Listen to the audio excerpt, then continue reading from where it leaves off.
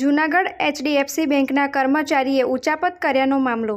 પોલીસે કર્મચારીની કરી ધરપકડ. રાજમણિયાર નામના કર્મીએ કરી હતી ઉચાપત.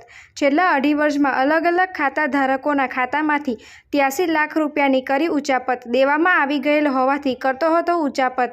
બેંકના અધિકારીએ નોંધાવી હતી પોલીસ ફરિયાદ. ગત 1 નવેમ્બરે પણ રાજમણિયાર વિરુદ્ધ નોંધાઈ હતી ઉચાપતની ફરિયાદ. પોલીસે વધુ તપાસ હાથ ધરી છે.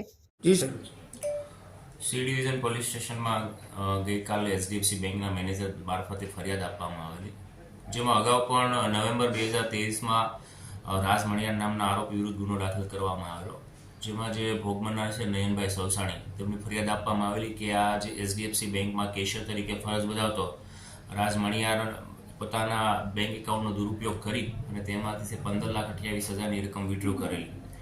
આ બાબતે સી ડિવિઝનની ટીમ દ્વારા છે આ રાજમણિયારની ધરપકડ કરવામાં આવેલી. નામદાર કોર્ટમાં રજૂ કરતા દિન 8ના રિમાન્ડ મંજૂર કરવામાં આવેલા. ત્યારબાદ છે ગઈકાલે રાત્રિના સમયે આ જે એચડીએફસી બેંકના મેનેજર છે નિલેશભાઈ કરમુર, તેમના મારફતે પણ આ જે રાજમણિયાર છે તેમના વિરુદ્ધ ફરિયાદ આપવામાં આવેલી. તેમના જે વિજિલન્સનો જે રિપોર્ટ છે તેના અનુસાર જણાવેલું કે આ રાજમણિયારે છે પોતાની ફરજ દરમિયાન બેંકના જે વોલેટ છે તેમાંથી પણ 36,60,000 જેવી રકમની ઉચાપત કરેલી છે.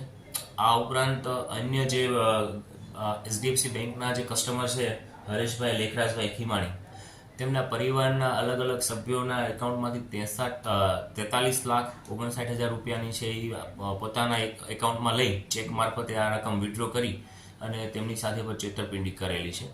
અન્ય એક ભોગ બનનાર છે અનિલભાઈ ઢીંગાણી, તેમના એકાઉન્ટમાંથી પણ 2,80,000 જેવી રકમની છે ઉચાપત કરેલી છે. તો આ સમગ્ર છે બેંક મેનેજર દ્વારા કુલ પોતાની બેંકના વોલેટ આ ઉપરાંત અન્ય કસ્ટમરના મળી કુલ 83 લાખ જેવી રકમની છે છેતરપિંડી અને ઉચાપત કરેલ હોય. આ બાબતે છે એ સી ડિવિઝનમાં આઈપીસીની કલમ 409 મુજબ ગુનો દાખલ કરવામાં આવેલો છે. સર, કયા પ્રકારની છેતરપિંડી ઉચાપત કરે છે, કેવી રીતે?